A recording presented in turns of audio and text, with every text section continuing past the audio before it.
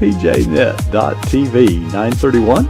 We're running a minute behind, but trust me, it's worth it. Michelle Medlock Adams is standing by in our green room, and we'll get everything situated as our bumper runs as we record and stream, counting down to Studio 39 Alpha. Well, good evening. Welcome to PJNet.TV. I'm your host, Coach Prasick. It's Wednesday night, and believe it or not, Michelle Medlock Adams is standing by. And but things are a little crazy right now, but I'll let Michelle tell you about that. Michelle, you are wearing black again, and I am honored to wear black tonight. It's that way. I have to make a few adjustments in real time. Last time we spoke, you were in, I believe, North Carolina?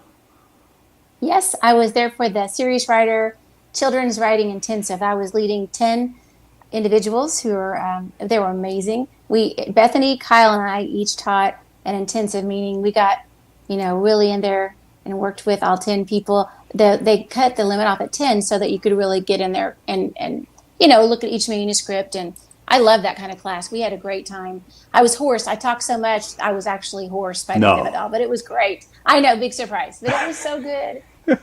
I loved it. It was wonderful. Did you drive down or fly? I actually flew. I was going to drive, but it was 10 hours, and I thought, I don't know. So I went ahead and drove, and no problems until on the way back. Down there, great. I mean, I had like a whole row to myself pretty much. Coming back, they canceled my flight. So I was stuck in the airport, and I thought, okay, I've been here all day waiting for this flight. It didn't happen, and they called me up. They said, if you're going to Louisville, come on up here. So I came up there, and they're like, hey, there are no more flights tonight, so we're going to put you up in a hotel. I'm like, okay. I mean, that's not my first choice, but at least I get to go to a hotel.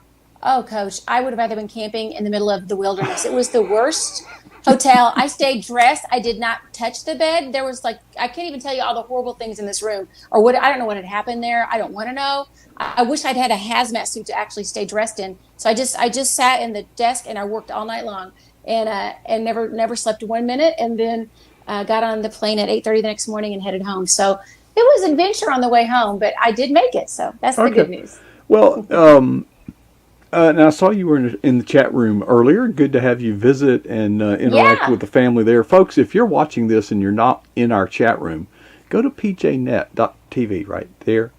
That's right. It's the sweetest fellowship on the internet. Well, Michelle, I guess last week, that's about the end of the excitement, and you're just waiting on something new to get you going, to have something to talk about. I mean, no, that grandbaby is the biggest news. You knew that, right? So that, I mean... Huh?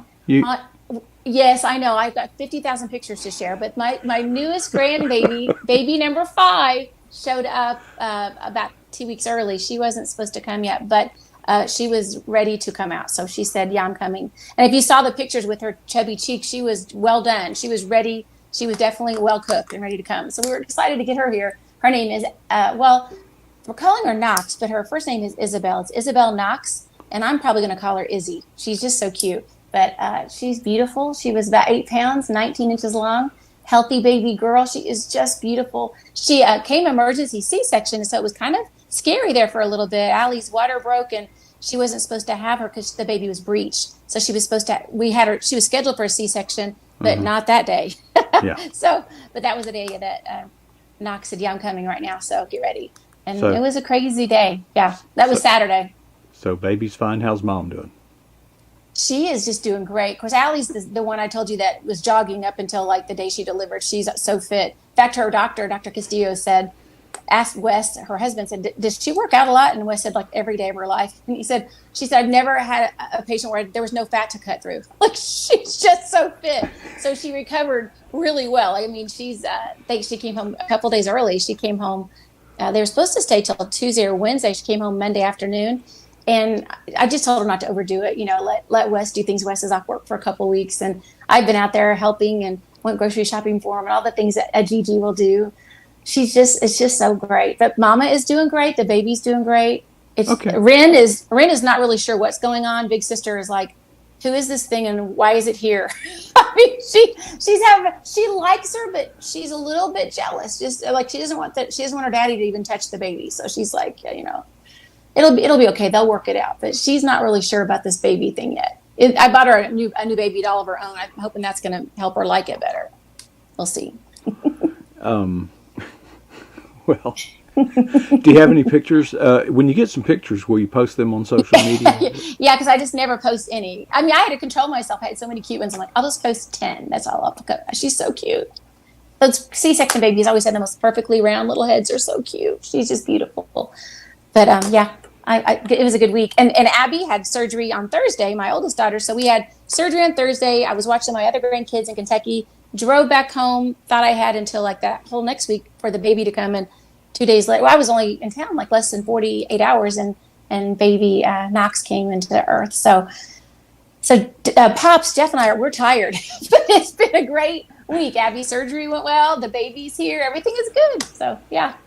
Thanks for asking. I knew that a new grandbaby was in your life, and I kept looking at my phone about an hour before we go on the air, thinking she forgot. She forgot. I know. Yeah, I almost did. I was actually out their house. I was like, "Oh gosh, this is Wednesday." I mean, I like hurried home. I really did almost forget. So yeah, you're right. Because normally we have 2 to 3 hours notice when you. Yes.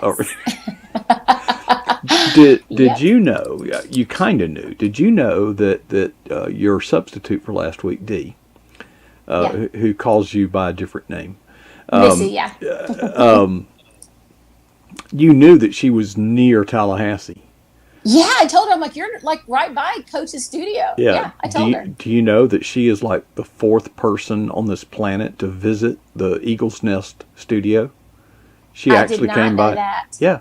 That is awesome. She was driving. No, she called. I haven't talked to her since then because we've had a little activity going on here. So, yeah. Yeah, you've been a little busy, I know. And, but that's awesome. Yeah, and she was going to Madison, Florida. So if you're, so we're kind of in between. And I'm trying to take a nap, and the phone rings. It's like, what? Says I'm not very far away. Can you send me your address? Let me throw a water on my face here. I mean, why are you calling me at 2:00 in the afternoon? I mean, You're like, I'm a night owl. Yeah, I work all night. These telemarketers, you think they upset you? Well, they're calling during your waking hours. But when I wake up and it's, an extended car warranty, I'm just ready to just burst into flames.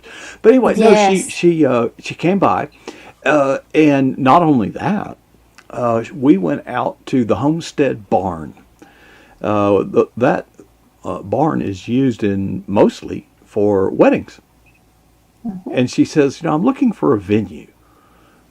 I thought, well, I happen to know one. I happen to have the key to the place. And so we went out there. That is amazing. 90, and she says, 93 acres? Can I have horses? I said, I think there's room. Yeah, we can do that.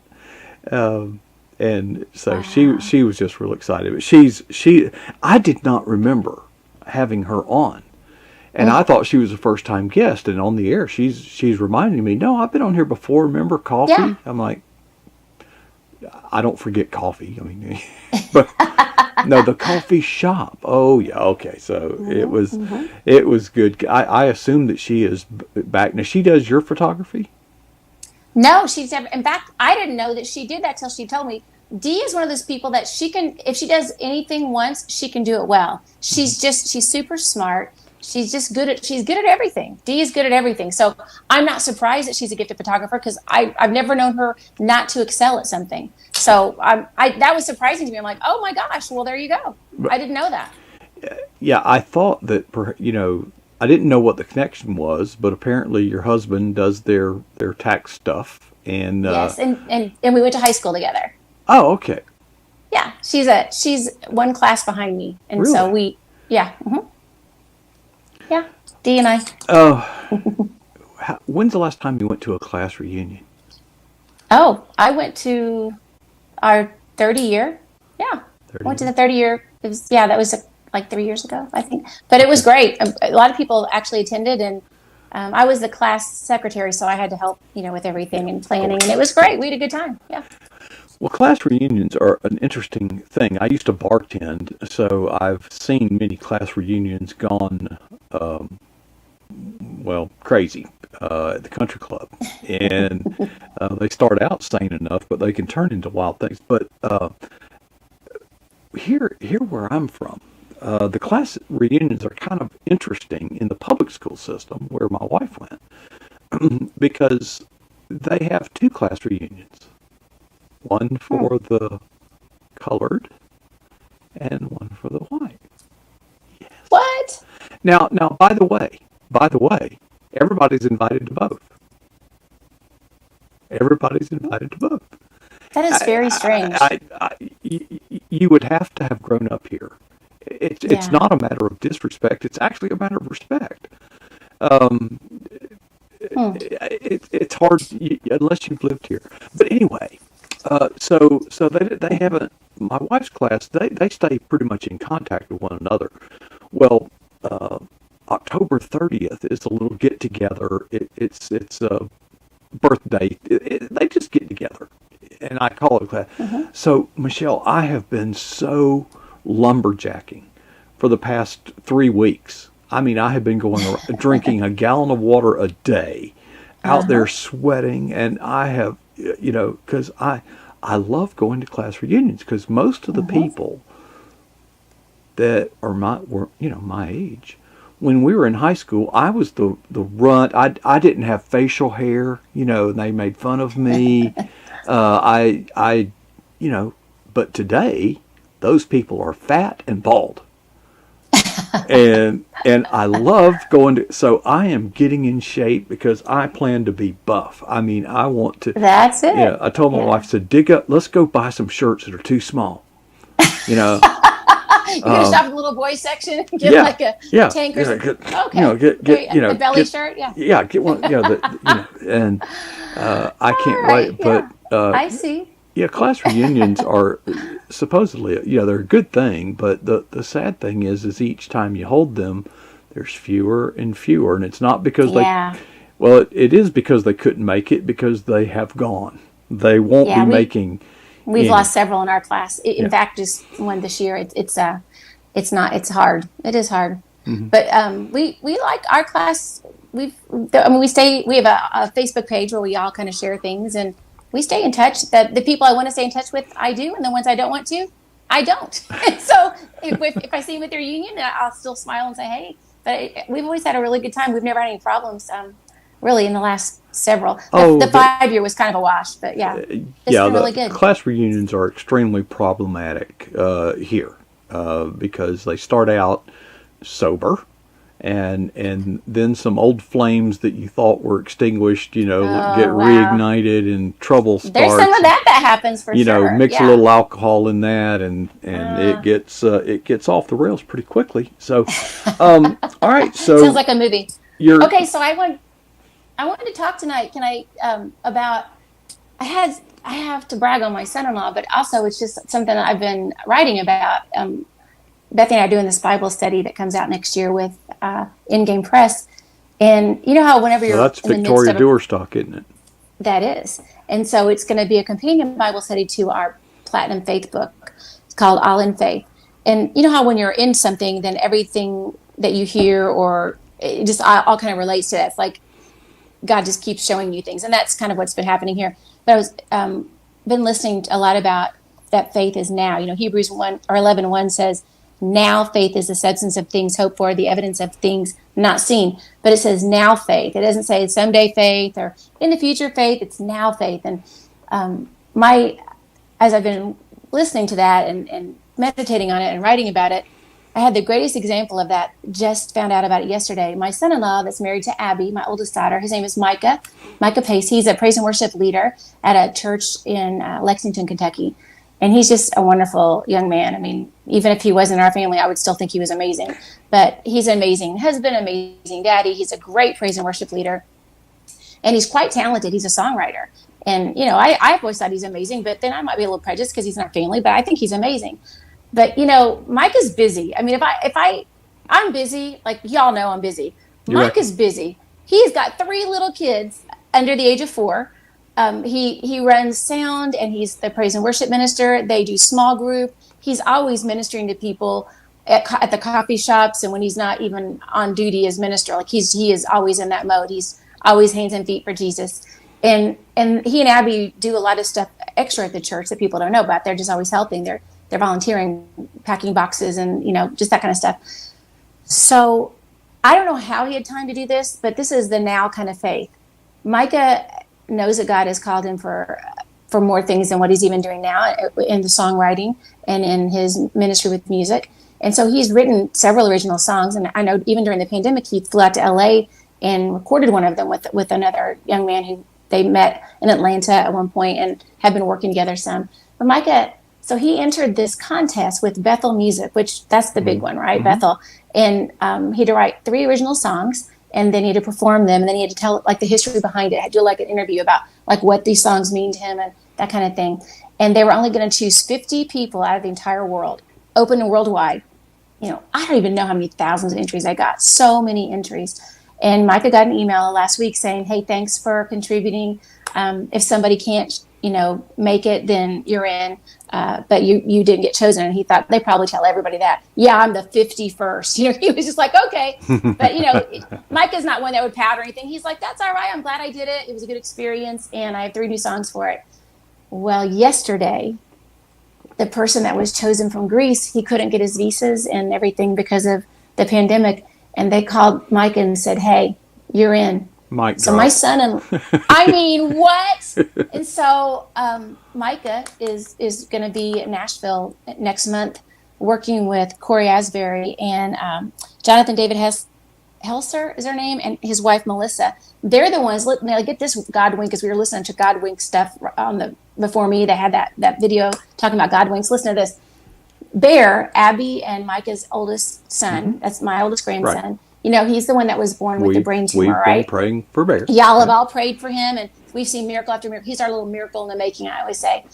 Well, that song, Raise a Hallelujah, has been our anthem from the beginning, from the very moment that we found this out. That has been the anthem. Our entire family, everybody who prays for him, Raise a Hallelujah is that song.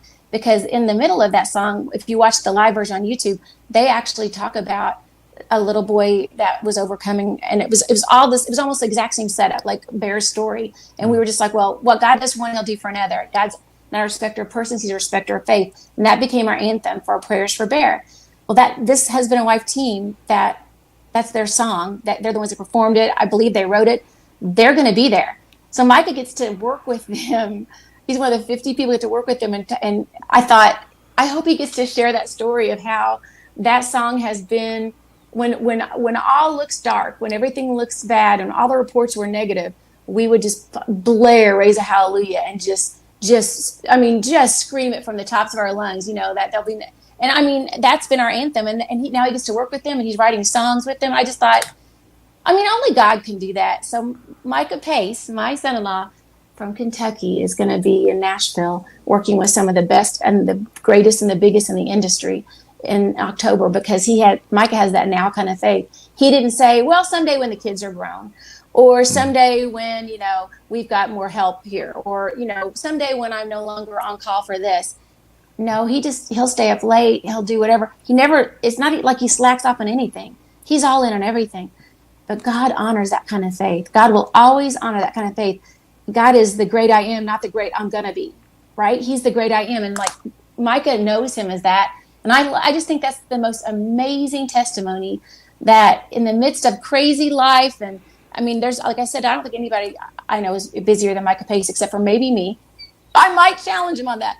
But he has found time to write 3 songs and enter them, and now he gets to walk out this dream. And I believe there are divine connections for him there. I believe this is just the beginning of something big, because God has his hand on his life. And I love that. I'm not just sharing that just to brag of him, though I am quite proud of him, but just to encourage all of us that get your now faith on. Whatever it is that God's called you to do, don't always just put it off and say, well, someday, or when this happens. Start now. Get on it. Just believe God for it. Wake up every day saying today is the day. And if it doesn't happen that day, then you're one day closer, and you go to bed not discouraged, but saying, Lord, thank you that I'm one day closer to what you have for me. I thank you that your blessings are coming to me, and that I'm going to serve you regardless. And I just think that if you go to bed and wake up with those attitudes of faith, you're going to see those kind of miracles happen for you too. Because I've seen it happen in my life. I've seen it happen now in Micah's life. So many testimonies I could share of that now kind of faith.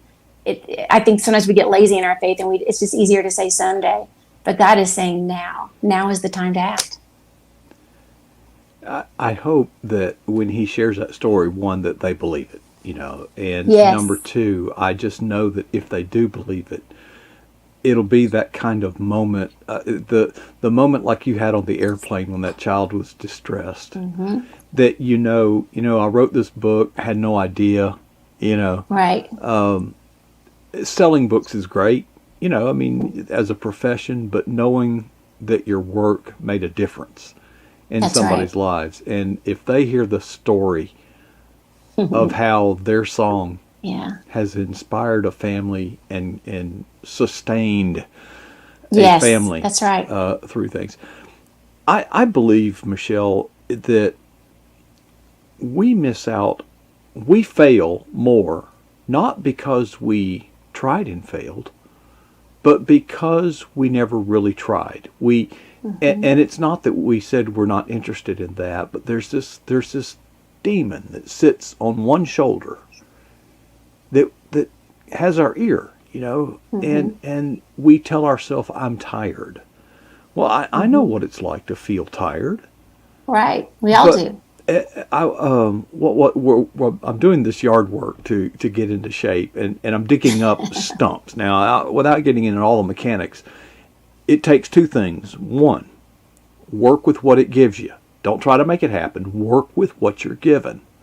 Okay? Don't try to muscle the thing down. And it takes patience. And my wife was out there working. Her job is to spot yellow jackets, wasps, and rattlesnakes. She didn't have to do much work. Well, I'm clearing out some woods, okay? And she was becoming discouraged.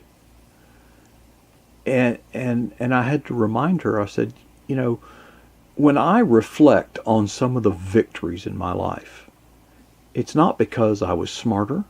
It's not because I was faster or stronger.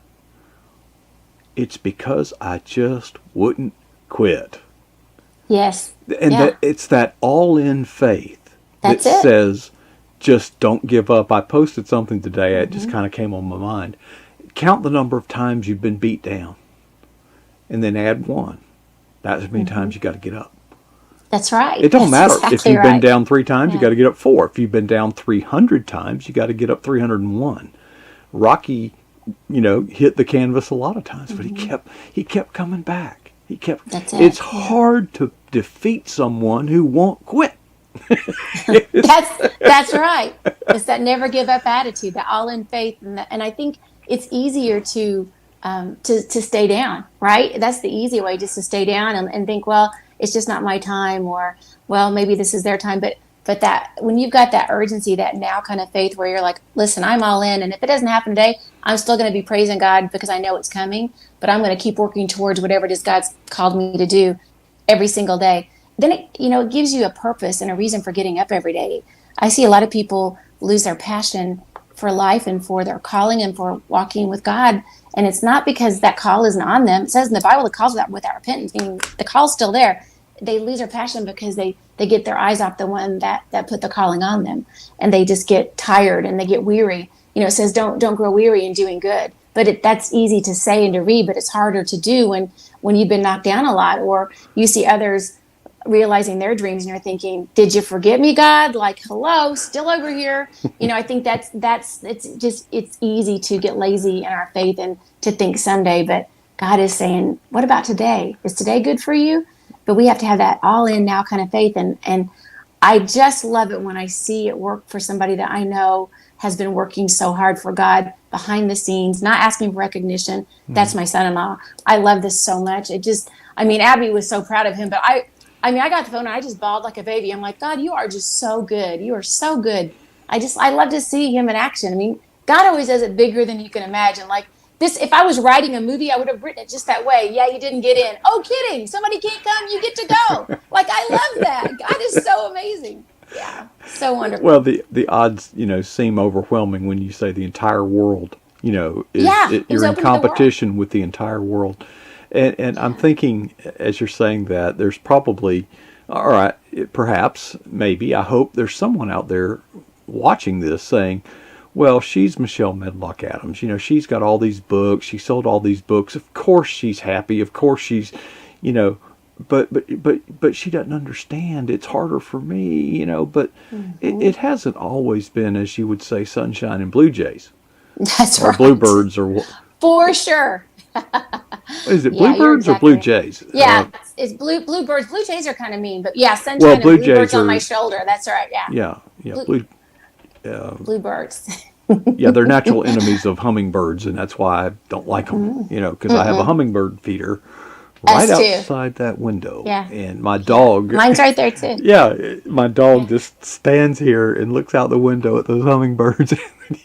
We have a cat that gets on the back of my chair where I write and makes these weird like cat noises. It's almost like a chirping at the hummingbird. I'm like, Mia, you can't go through the glass. Like you're not going to get the hummingbird, but she's so like she loves to watch him. Yeah, it's so cute. Yeah. Well, I like to put, you know, they say don't to use red dye. You know, but I like to just put a little red wine out there to get them drunk. You know, that way they don't. So they're flying like this. Well, they don't fly. They'll just sit there and drink. You know, until they just flop over. You know? Oh no, that is not recommended. I don't think that is approved. do you know how to keep the ants out of your hummingbird feeder? I've never had that problem. Do you get ants in yours? Welcome to Florida.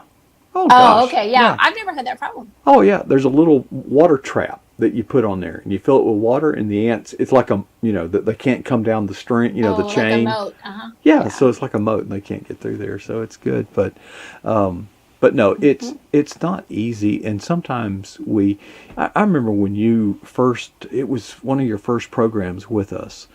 We did a program on the comparison trap. Yes, that's and right. so often, you know, we want to set those goals. We want to encourage people, ourselves and others, to set goals. But almost intrinsic in doing that, you're comparing yourself with others, and you're watching others working their way up, and it can be discouraging, and we do tend to get angry at God. You know, like you said, God, where are you? You know, here I'm over here, God. You know, you notice, and but that's not the case. We actually have so much to be grateful for, and I think that I think JD posted it. I don't know if he was the original author of the words, but you know, what if the only thing you had today is those things that you gave thanks for yesterday? That kind of hit me. That's good. And then I saw one that this person, 93 years old, survived COVID. 93 years old. And he was able to survive it because they ventilated him. And he was crying afterwards. And they said, "Why are you crying? You know, the ventilator saved your life." He says, "I've lived 93 years and breathed air freely and never thanked God for it. But when you don't have it, you beg him for it." You know, and I think that's the way we treat God. You know, we go to God as an ATM. You know, we just punch our pin, and out comes money. And that's.